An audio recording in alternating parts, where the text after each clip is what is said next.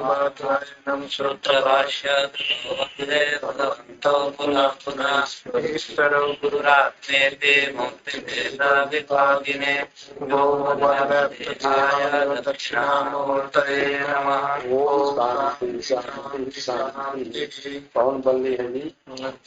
तृतीय। अच्छा, रथ रूपक वाला था ना। आत्मान रथ के रूपक की कल्पना बता रहे।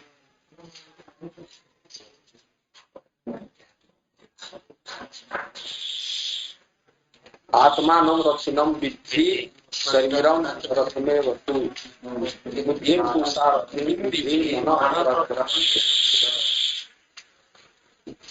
आत्मानं रथिनं विद्धि जानीहि और शरीरम रथमेव इति तु जानीहि बुद्धिं सारथिं विद्धि प्रग्रहं मनः प्रग्रह लगाम बलबू क्या होता है? प्रग्रह को मन है। तत्र जब उपाधि कृत। अब यहाँ बता रहे विद्या विद्या दोनों हुआ। परापरे ब्रह्मणी कर्म पर विदाश्रय।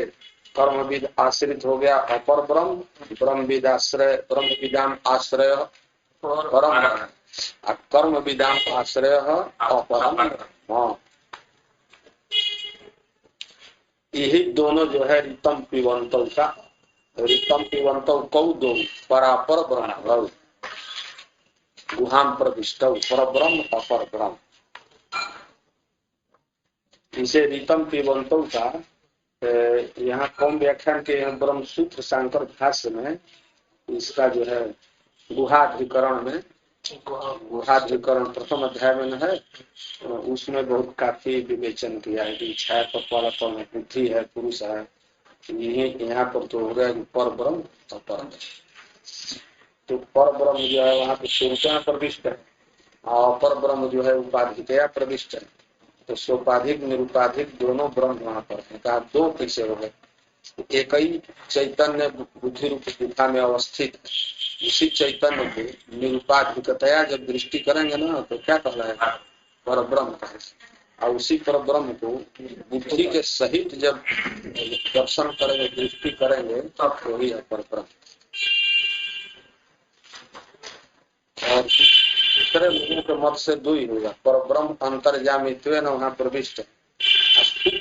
जो जीवात्मा है वो भी हृदय देश में विद्यमान। तो वहाँ दोनों सत्य ही सत्य, परमात्मा अंतर्यामी और जीवात्मा, जीवात्मा अणु। तो अणु रूप जीवात्मा दोनों वहाँ प्रविष्ट। इस तरह से द्वैत श्रुतियां जितनी है ना उनके पक्ष से लगाई।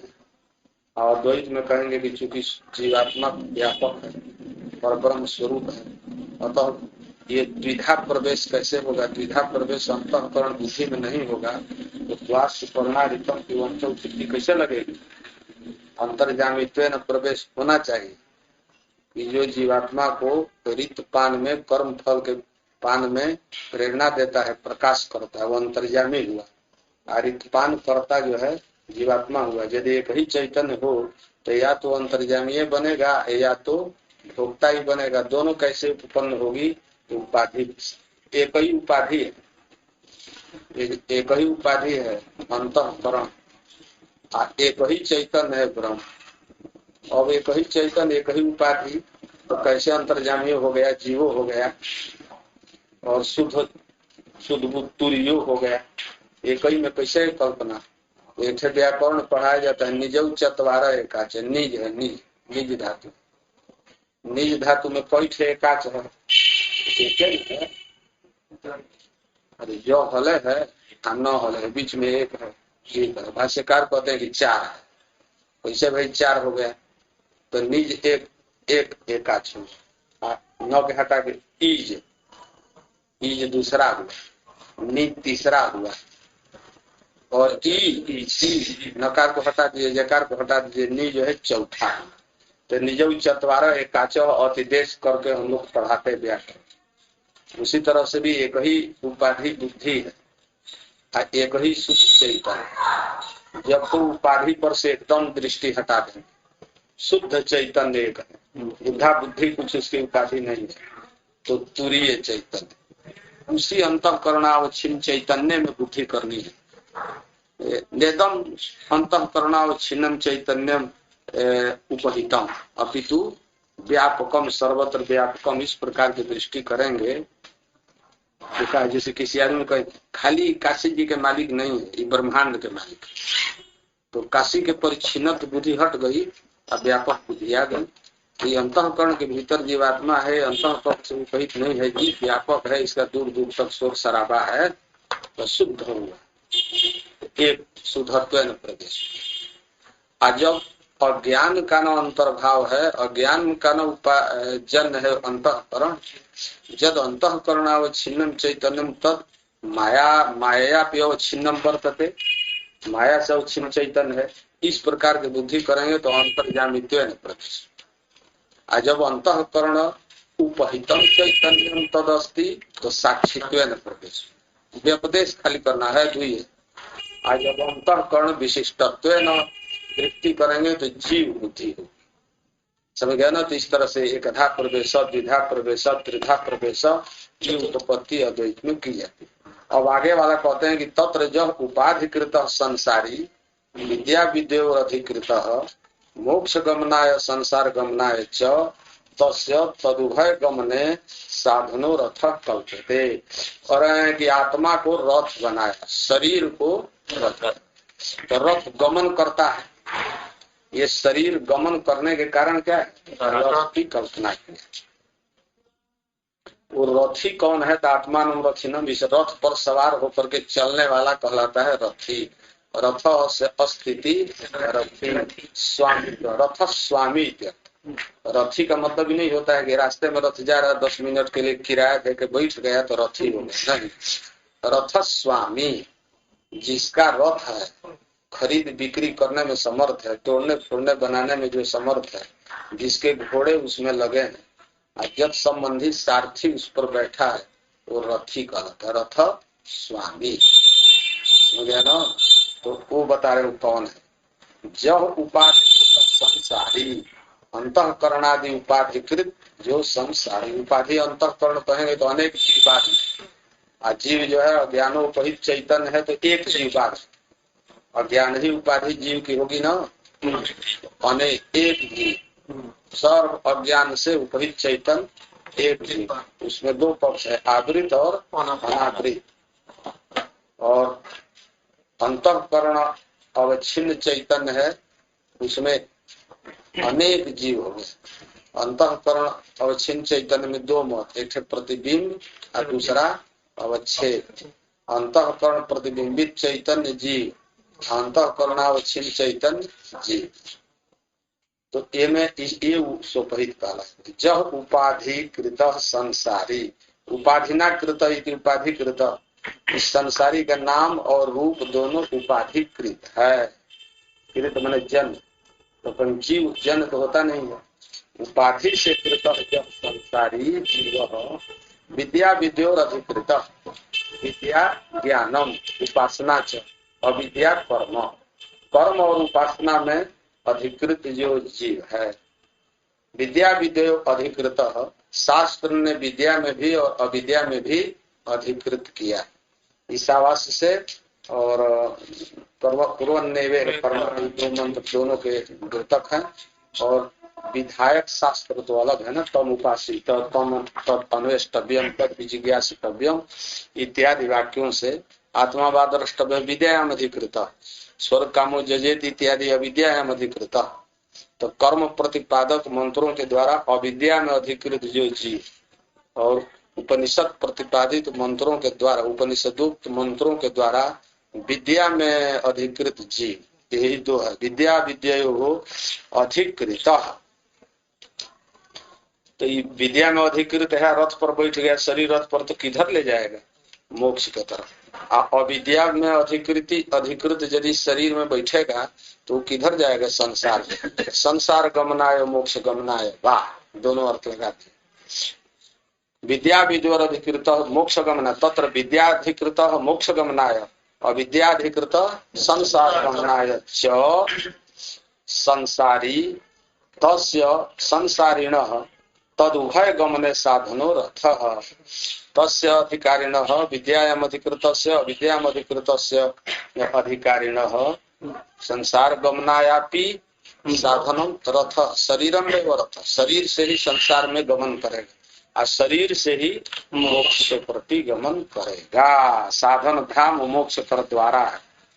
तदुभय गमने साधनो रथ कल्पते, उभय के लिए नहीं, शरीर नहीं रहेगा तो मोक्ष की कैसे साधना करेंगे? श्रोतव्य श्रवण किसे करेंगे? मंतव्य मनन किसे करेंगे? तत्र तम आत्मानम एरितपम संसारिणम रथिनम रथस्वामिनम विधि जान ही। काय रथ हो गया शरीर, सृजते इति शरीरम, ये शरीर ही रथ है और उसका रथी कौन है? ये रथी कौन है? रथी जीवात्मा। कथम एतद् ज्ञायते जीवात्मा एवं रथी न तो परमात्मा। ऋतम पिबंतो, दुई ऋत पान करने वाले हैं, उसमें से जीवात्मा ही क्यों रथी है? और ऋत पान तो दोनों करते हैं, कर्म फल दोनों पाते हैं। कहा नहीं, हमने कह न दिया था कि एक पीता है दूसरा पिलाता है। पीते हैं ना पियक्कड़, तो पिलाने वाला रहता है, बोतल ठार ठार के देता है, उसको साकी कहते हैं। हाँ, और जो ना में ठार करके पीते उसका नाम लबनी है, पात, उसी में डाल करके पीते हैं। P low P low P low, और रुपया लेते जाते हैं गांठ में। और लोग अभी छोड़े नहीं गए, और लोग तुम्हारे और लोग आते रहते तो दो दो बोतल उड़ा जाते रहे, तुमने बस इतना ही है बहका बहका करके पिला देते हैं। वही पर हो जाता है, जेब में जो पैसा रहता है ना उसको निकाल के अंतर्गत लात मार के खदेड़ दो, निकलो दुकान से बाहर जाओ, तो ऐसे रहता। तो पीवन आवर पायन, परमात्मा जो है वो पिलाता है। अब परमात्मा कर्म फल को प्रकाशित करके उसको कहता है कि स्व कर्म फलम सुकृतम वा दुष्कृतम वा एतद् मया कृपया प्रदत्तम प्रकाशितम तदर्थम त्वं भुङ्क्ष्व, इसको भोग। तो इसलिए ऐसे परमात्मा की ऋतप लिया जाएगा। ऋतप, ऋतम पिबत भुङ्क्ते इति ऋतपः। अन्य तरह जीव परमात्मा को भोग प्राप्त नहीं है, साथ रहने पर भी उसको प्राप्त नहीं। तत्र तम आत्मानम ऋतपम कर्म फल भोक्तारम संसारिणम, जाने वाला है इसीलिए संसारी को रथ चाहिए। रथिनम रथस्वामिनम, लिख देनी है रथी का अर्थ रथस्वामी, नहीं जेन के न प्रकार रथ संयोगी अर्थ। रथस्वामी, स्वामित्वम नाम अधिकार फले स्वाम्यम, रथ संबंधी जितना फल है उसका जो स्वामी। मदीयमिदम, मदीयोयम रथ, इस प्रकार की बुद्धि रखने वाला। विधि जानी ही, और तीसरा पाद आ गया बुद्धिम तु सारथिम विद्धि। शरीरम रथमेव तु रथबद्ध है स्थानीय इंद्रिय आकृष्यमाणत्वात् शरीरस्य।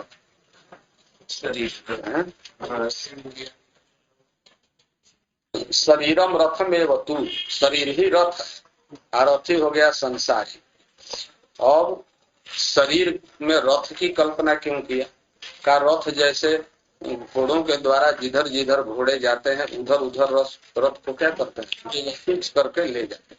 सुपथ में हो चाहे दुष्पथ में हो, खंडक खाई जहाँ भी घोड़े जाएंगे रथ जाएंगे। यहाँ भी उपमानुप में भाव है ना, तो उपमा जत्र सादृश्यम, उपमा कहाँ दिया जाता है? उपमान समय में सादृश्य रहता है तो उपमा। उपमान हो गया उपमीयते अनन्य, तो उपमानम रथ। उपमीयत उपमातुम योग्यम उपमेयम, शरीर उपमेय है। दोनों में क्या साधर्म है? आह्लादिपत्वादि साधर्मेण मुखम चंद्रम उपमीयते, अत्र शरीरम रथेन उपमीयते केन हेतुना केन सादृश्य न। तो भाष्यकार कहते हैं कि रथ जो है घोड़ों से खींचा जाता है, आकृष्यमाण होता है। यहाँ इंद्रियों के द्वारा शरीर भी क्या अनुकूल दिशा में प्रतिकूल दिशा में आगे पीछे आदमी आकृष्यमाण होता है। 10 घोड़ा शरीर में बांध दिया गया और 10 घोड़े अपने अपने विरुद्ध विरुद्ध दिशा में कोई रूप रस गंध रस प्रसादित क्षेत्र में जाने के लिए तैनात हो, तो शरीर में क्या दुर्दशा? ये तो कहिए कि कालावच्छेदन एक ही मनोवृत्ति होती है तो गनीमत। आज यदि मन भी व्यापक हो जाता और 200 इंद्रियां एक साथ प्रवृत्त होती, 10 दिशाओं में रूप रस गंध स्पर्श, इन सब विषयों में शरीर को खींच करके ले जाते, विचरण फट जाता चर्च।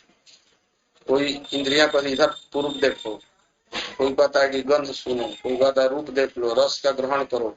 इसलिए बढ़िया है कि कालावच्छेदन एक ही ज्ञान, तो आदमी पार पा जाता। तो इंद्रिय ही प्रत्यहम प्रति विषयम आकृष्यमाणत, यही साधर्म। अश्वई आकृष्यमाणत्वम रथे, इंद्रिय आकृष्यमाणत्वम शरीरे। रथ बध है स्थानीय, रथ में बध जो है घोड़ा, तो उसके स्थान पर यहाँ क्या है? इंद्रिय। रस स्थानीय ही रथोपमय ही इंद्रिय आकृष्यमाणत्वात् शरीरस्य रथ सादृश्यम, यही रथत्व है इसका। और इस शरीर का अध्यक्ष अस्थि पंजर मात्र जो शरीर इसका अध्यक्ष जीवात्मा है, अतः रथी जो है जीवात्मा है। अब सारथी बिना रथ कैसे चलेगा? सारथी बिना रथ नहीं चलता है, बुद्धिदात्री कोई न कोई सारथी चाहिए। वो सारथी कौन है? जो सारथ्य करता हो। बुद्धिम तू सारथिम विधि, बुद्धिम बुद्धि का लक्षण कर रहे हैं, अध्यवसाय लक्षणाम सारथिम। बुद्धि माने अंतःकरण नहीं, अंतःकरण की वृत्ति विशेष, जो अध्यवसाय निश्चय करने वाली बुद्धि है वही सारथी। चाहे पाप कर्म हो, चाहे पाप बुद्धि हो अथवा पुण्य बुद्धि हो, निश्चयिका कौन होती है? बुद्धि। पाप में प्रवृत्त होगा तो बुद्धि निश्चय करती है, पूर्व पूर्व इदम तो किंचिदपि न भविष्यति। पाप में कर्म प्रवृत्त होगा तो एक चेतना रोकती है कि मत करो, ब्राह्मण हत्या है, फंस जाओगे, फांसी पर चढ़ जाओगे।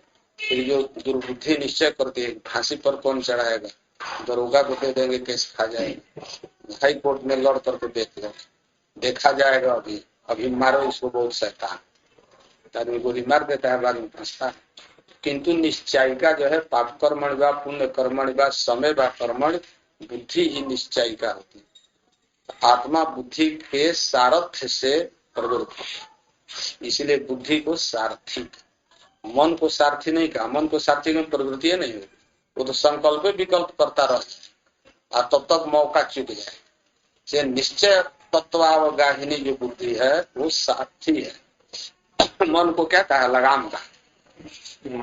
बुद्धि तो अध्यवसाय लक्षणा प्रति विषय अध्यवसायो बुद्धि, सारथी विद्धि कुतः बुद्धि नेत्री प्रधान शरीर से। शरीर के प्रधान नेता कौन है जी? तो बुद्धि। और सारथी हुए, सारथी सहित शरीर को, रथी सहित रथ को नयन करने वाला, अभिष्ट स्थल पर नयन करने वाली बुद्धि है। बुद्धि नेत्री प्रधानत्वात् शरीरस्य, बुद्धि नेता एवं प्रधानम।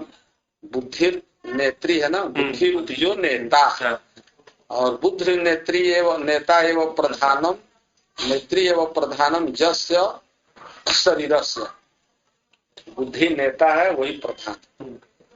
सारथी नेत्री प्रधान एवं रथ इत्यर्थ। जैसे सारथी नेता है, रथ के नेता कौन है? तो रथ के नेता तो पूरी है, रथो नेता है, घोड़ा भी नेता है, रथी जो बैठा है वो भी नेता है, और सारथी भी नेता है। किंतु उन सब नेत्री गणों में प्रधान नेता कौन है? सारथी है। जैसे जैसे कहता है वैसे वैसे ही रथ चलता है। सारथी नेत्री प्रधान ही रथ, जैसे सारथी नेत्री प्रधान रथ है, उसी तरह से बुद्धि नेत्री प्रधान ये शरीर है।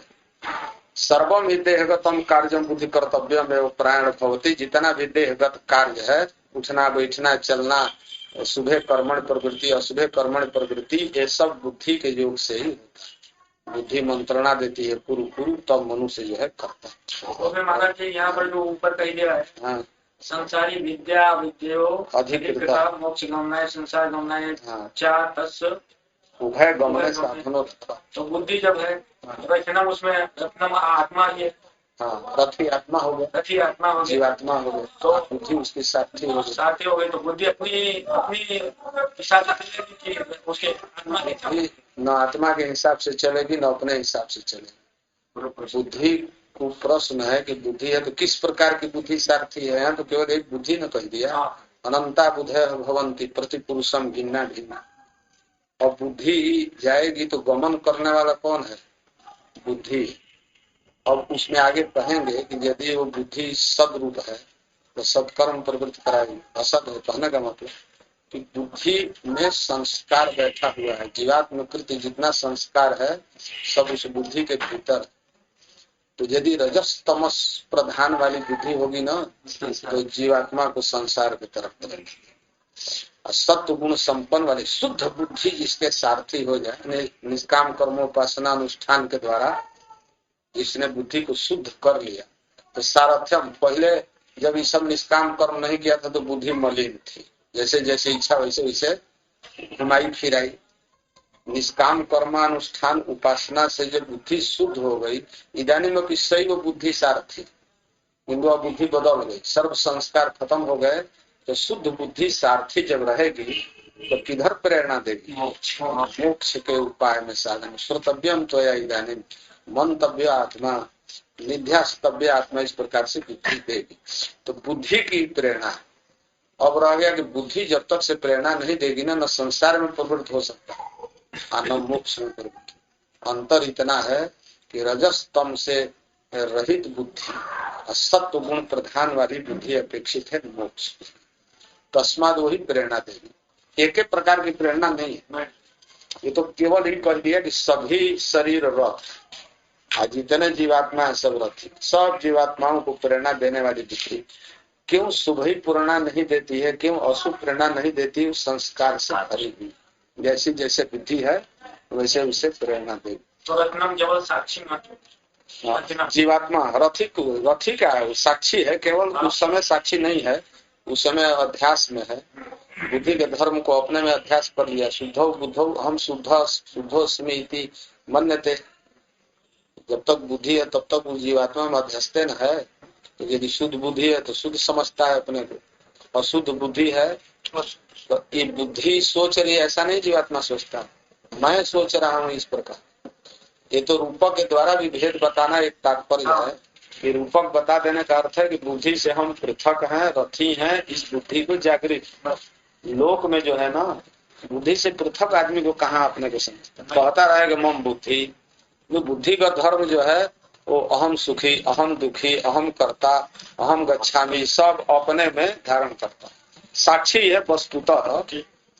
सर्वम देहगतम कार्यम बुद्धि कर्तव्यम एवं प्राण। जितना देहगत कार्य सब बुद्धि का कर्तव्य है, किंतु प्राण कहिए प्राणादि का भी कर्तव्य है। इसलिए मन संकल्प विकल्पादि लक्षणम, संकल्प विकल्पादि एवं लक्षणम स्वरूपम जस तदेता दृश्यम मन। मननात् मन, ये मन क्या है? प्रग्रहम, प्रग्रह है, लगाम है, पलगु है, रसना है। प्रग्रहम रसनाम विद्धि। काई रसना में क्या है? रसना में और इस मन में क्या सादृश्य है कि इसको रसना आपने कह दिया?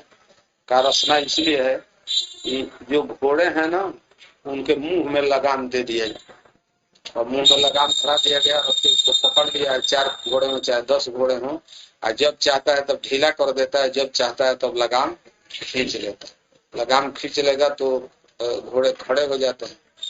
और रश्मि जो असंजत कर दिया, निरायत पूर्व काया है ना शाकुंतल नाटक में, रश्मि मुक्तेशु रश्मि सुनिरायत पूर्व काया।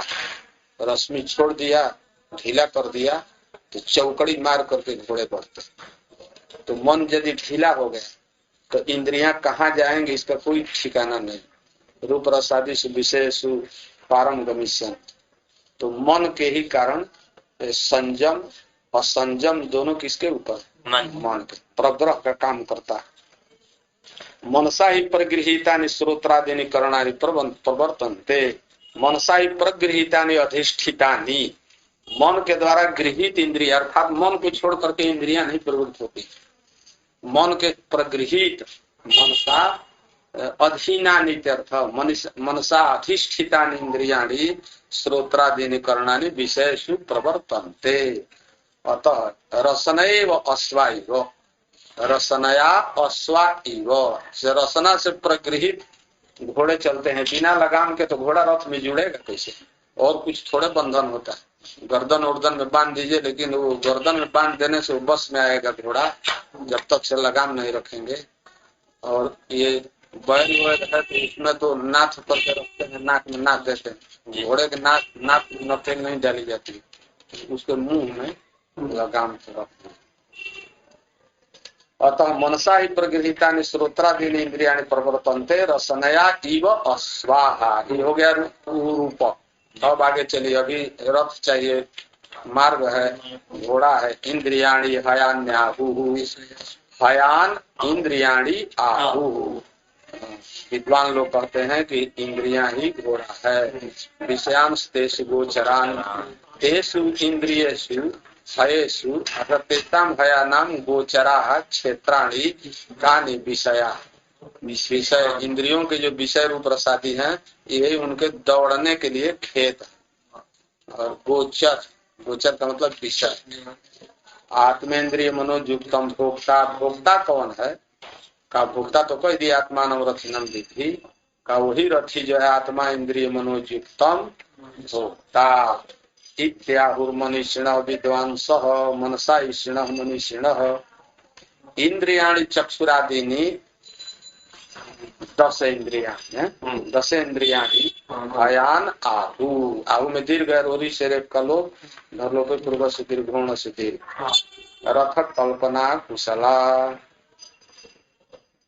रथ कल्पना कुशला इंद्रिया हयान आहु। रथ कल्पना लिखा है ना, के आहु का रथ कल्पना कुशला। जो रथ के रूपक बनाने वाले जो विद्वान लोग मनीषी लोग हैं, जो रथ की कल्पना, रथ को शरीर के रूपक देने में जे कुशला चतुरासन की, चतुर चितेरा में रूपक लिखता है, कभी नहीं है, विद्वान नहीं है, वो काज समझेगा कि किस बात को किस रूप। तो शरीर इत्यादि को रथ के रूपक देने में जो कुशल विद्वान लोग हैं, ते रथ कल्पनायाम कुशला जे संति ते आहु। किम आहु, इस रथ के अद्भुत रथ के इंद्रियां ही अश्व है, चक्षुरादि इंद्रियां ही है। हिनोत ही गति अर्थक है, हिनवंत हया, जो खींच करके ले जाए वही है।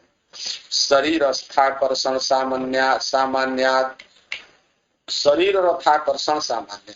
इंद्रियां शरीर को आकर्षण करके ले जाती हैं या लौटा ले आती हैं, गमनागमन करती हैं। और रथ जो है, रथ को घोड़े जो है खींच करके ले जाते हैं, ले आते हैं। तेषु इंद्रियेषु हयत्वेन परिकल्पितेषु, जब इंद्रियां है हो गई तो उनके लिए क्षेत्र भी चाहिए जहाँ पर विचरण करें इंद्रियां। कल परिकल्पितेषु गोचरान मार्गान, मार्गान रूपादीन विषयान विधि। विषयान लिखा है ना, न छोड़ दिया है। गोचरान मार्गान रूपादीन, रूप रस स्पर्श, रूप शब्द स्पर्श, रूप रस गंध स्पर्श सब, अंत में सब जोड़िए, रूपादि से उठाइए तो रूपादीन विषयान विधि, ये उसके विषय। रूप, रूप से दोनों, रूप कहते इति रूपम अरूपणम रूपम। रूपादि आदि पर से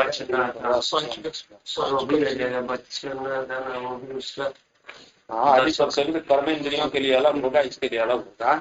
वचनादान विहरणोत्सर्गानंदान कर्म इंद्रियों के शब्द स्पर्श रूप रस गंधा ये तद उपलक्षित इनके जो और भी हैं, रूप से रूपवान भी, गंध से गंधवान भी, सब लिए यही सब विषय।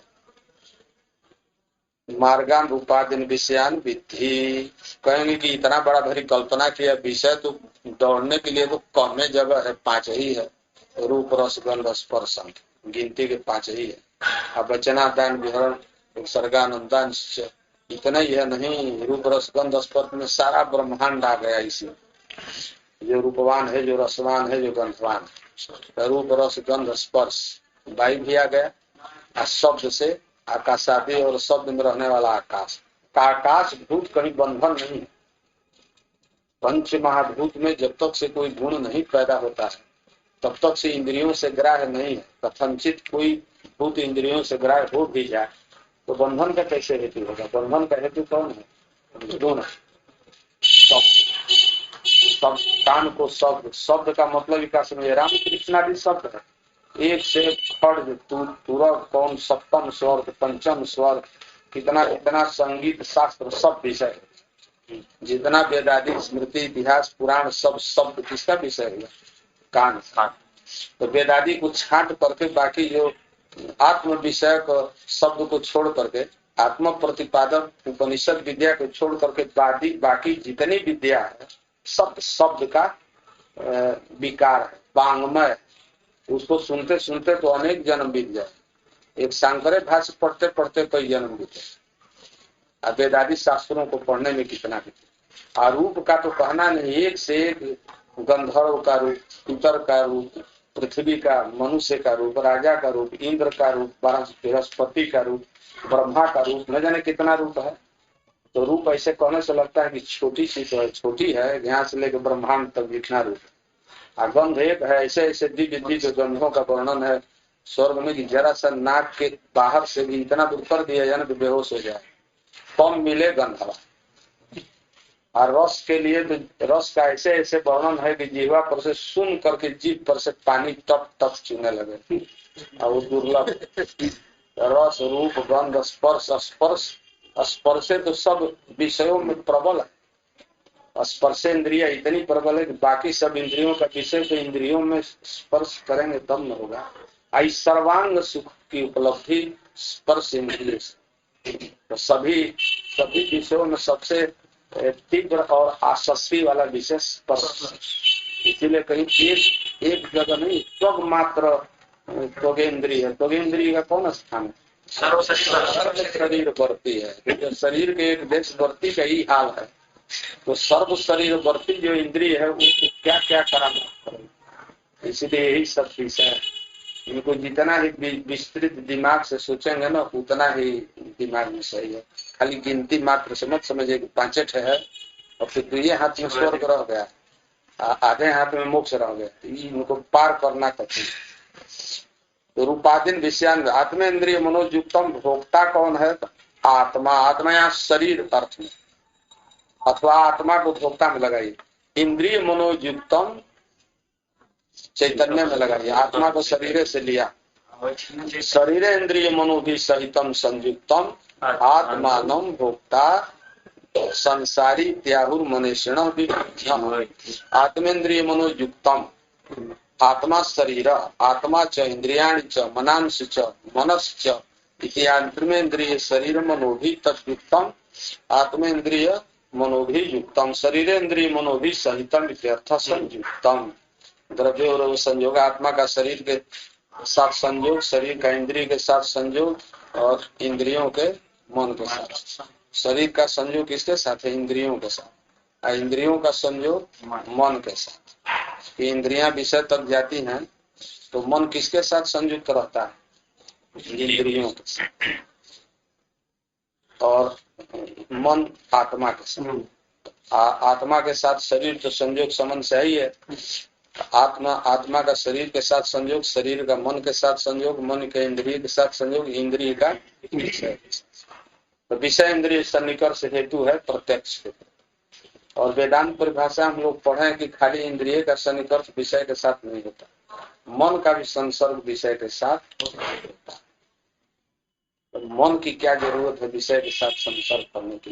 केवल इंद्रियां निकल करके जाए चाहे जैसे जाए, तो इंद्रियों के साथ संयोग विषय, तो विषय इंद्रिय सन्निकर्ष जन्म ज्ञानम प्रत्यक्ष।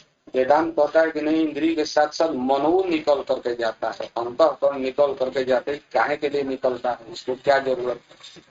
मन भीतर भीतर ही रहे, अनुरूप रहे, चाहे मध्यम परिमाण रूप रहे, वही निर्गमनम किमर्थम। तो यहाँ जो है अंतःकरण और विषय का संबंध भी माना जाता है। इंद्रिय का भी विषय के साथ संबंध, अंतःकरण का भी विषय के साथ संबंध। इसलिए कि तत्तदाकार वृत्ति के, विषयाकार वृत्ति के लिए अंतःकरण का निकलना जरूरी। किमर्थम वृत्ति? आवरणाभिभवार्था, आवरण के अनुभव के लिए। विषयावच्छिन्न चैतन्य पर से आवरण का अनुभव इंद्रियों के प्रकाश से नहीं हो सकता, मन के वृत्ति के द्वारा।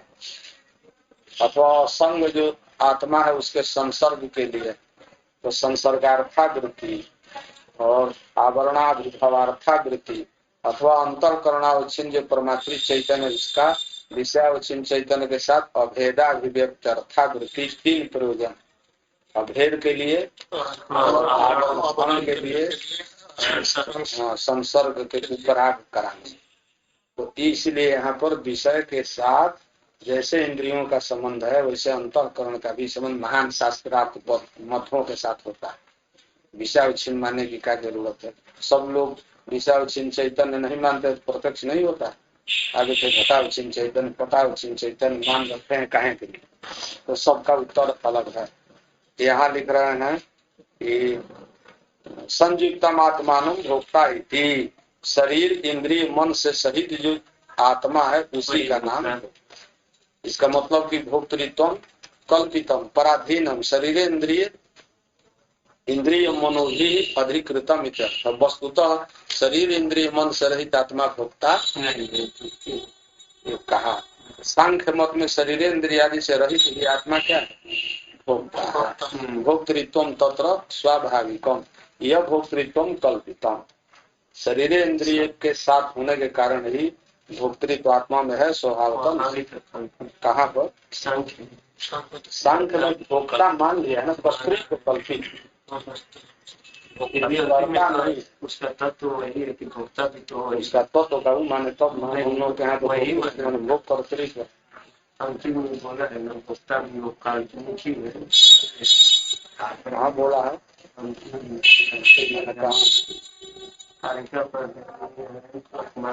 जैसे उसमें बहुत है, यहाँ भोक्तृत्व का परिभाषा दूसरी, वहाँ भोक्तृत्व का परिभाषा दूसरी। भोक्ता जो है वो भोक्तृ प्रकाश, विषय प्रकाशक, विषय का प्रकाश करना। विषय का प्रकाश करना तो कौन करेगा? चेतन को।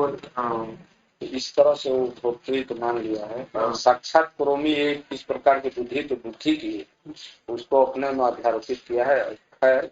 माध्यस्थ्यम अदृष्टित्वम भोक्तृत्वम साक्षित्वम औदासीन्यम च सिद्धम से पूछा। पुरुष के धर्म गिनाया है ना, निर्धर्मक नहीं है। वहाँ सांख्य का पुरुष इसके करने के लिए केवल स्वरूप में सांख्य माध्यस्थ है, साक्षित है, पुरुषगत धर्म है। पुरुष में जितना साधारण वैधर्म गिनाया है ना, त्रिगुणम विवेक विषय इत्यादि इत्यादि, प्रकृति स्वरूपम जैसे पुरुष में धर्म रहता है, निर्धर्मक नहीं है।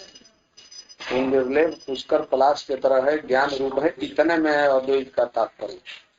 और सत्य सभी धर्म जैसे माध्यस्थ है, साक्षित्व है और दृष्टित्व है और कर्तृत्व है, ये सब पुरुषगत धर्म। इसके बाद मोक्ष में भी केवल दृष्टा भर रहेगा। रागादि का विवेक हो गया तो क्या है? दृष्टा है। प्रकृति और पुरुष के विवेक को उसको जान लिया तो उनका कुछ दूसरे ढंग का है हिसाब किताब, कुछ यहाँ दूसरे ढंग का है। इतिहाहु संसारी इतिहाहु मनुष्य विवेक नहीं केवल से आत्मनुभोक्तृत्व अस्ति। लिख दिए कि इतना शरीर इंद्रिय मनो भी भोक्तृत्व है, ऐसा क्यों कह रहे हैं? का शरीर इंद्रिय मन से रहित केवल जो शुद्धात्मा है तत्र भोक्तृत्व भोक्तृत्व नामो सुख दुखा अन्यतर साक्षात्कारित्व। सुख दुख इन दोनों में से कोई एक या दोनों का जो साक्षात्कार करने वाला है, साक्षात्कारित्व, साक्षात कर्तृत्व, तो साक्षात्कार करने वाला जो है वो भोक्ता है। सुखी अहम दुखी अहम, इसमें जिसमें बुद्धि हो वही भोक्ता कहला है। तो पत्थर पहाड़ में थोड़े सुखी अहम दुखी अहम बुद्धि होती, किसमें होती है? तो शरीरादि विशिष्ट में ही सुखी अहम दुखी अहम इस प्रकार की बुद्धि होती है। और तो सुख दुख साक्षात्कारवान जह सब भोक्ता। सुख दुखा नाम साक्षात्कार के शरीरेन्द्रियादि बिना न संभविष्यति, तस्मात् शरीरेन्द्रिय मनोभि उपाधि युक्त आत्मा भोक्ता केवलश्च अभोक्ता। बुद्धियादि उपाधि कृतम एवं तस्य भोक्तृत्वम साफ कर दिए। तथा च श्रुति अंतरम, यहाँ तो श्रुति से सीधे ही है। शरीरेन्द्रिय मन आत्मेन्द्रिय मन मनुष्य और दूसरे कहा यहाँ से शरीरेन्द्रिय मनोयुक्तम भोक्ते त्यागुर मनीषिण, ये तो ठीक ही है। तो किसी ने भाष्यकार से पूछा कि ये तो सब जगह है, शरीर इंद्रिय मनोबुद्धि नहीं रहेगी तो कौन भोक्ता कहता है आत्मा को? केवल आत्मा को कौन भोक्ता कहता है? शरीर इंद्रिय मनोबुद्धि के साथ है ना भोक्ता है। मोक्ष में कहाँ आत्मा भोक्ता है? तो किसी के यहाँ आत्मा आत्मवादी जो है, न्याय हो चाहे सांख्य हो, सब मोक्ष में शरीर इंद्रिय आदि से रहित कहते हैं। एक विंशत ध्वंसो मोक्ष में शरीर इंद्रिय खत्म, तो खत्म हुआ। किंतु आप श्रीमान तो कह रहे हैं कि बुद्धियादि उपाधि कृतम भोक्तृत्व, बुद्धियादि उपाधि कृत भोक्तृत्व, वस्तुता आत्मा में भोक्तृत्व नहीं। ऐसा कह करके कौन सा नया आपने मार्ग दिखा दिया। कहा हमारे यहाँ ये अर्थ हुआ कि आप भोक्तेन्द्रिय आत्मेन्द्रिय मनोयुक्तम भोक्ते त्यागुर में आत्मेन्द्रिय मनोरूप जो उपाधि कल्पित। आज तुम लोग कहोगे कि हाँ आत्मेन्द्रिय मनोयुक्त उपाधि से युक्त आत्मा भोक्ता है, किंतु आत्मेन्द्रिय मन क्या चीज है? अकल्पित है। तुम अकल्पित, हम कहेंगे क्या कल्पित है। इतना अंतर हो गया।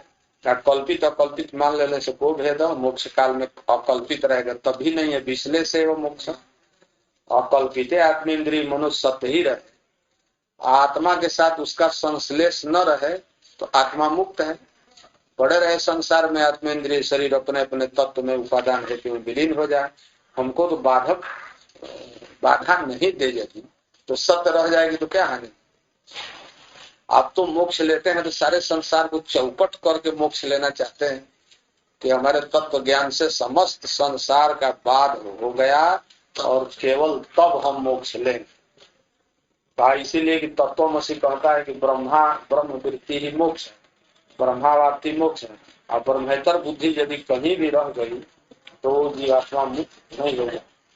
और मिथ्यात्व उपाधि में दूसरी श्रुति से था सका तथा च श्रुति अंतरम, क्या केवल से अभोक्तृत्व में वो दर्शे, केवल आत्मा में भोक्तृत्व नहीं है, श्रुति बता रही है। सांख्य को उत्तर दे रहा है कि केवल आत्मा भोक्ता नहीं है। ध्यायती व लेलायती व इत्यादि, ध्यान करता हुआ सा, लेलायत मैंने लेला, चंचल की व, चंचलत की व, चंचलत किसे होता? चाचल्यमान इव चंचलत होगा ना, चंचल। अरे चौम में चल धातु है ना, तो चली चंचुर्यते होगा, चंचलत। चल धातु और चर धातु, चर गति भक्षण है ना, चर गति धातु से अलग से नूप का आगम होता है।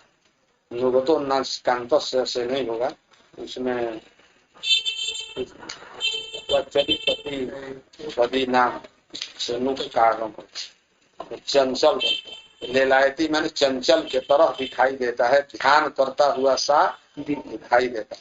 यहाँ ईव से आ रहा कि वस्तुतः उस आत्मा में न ध्यान है न चंचल है, किंतु दिखाई दे रहा है चंचल के समान, ध्यानस्थ के तरह।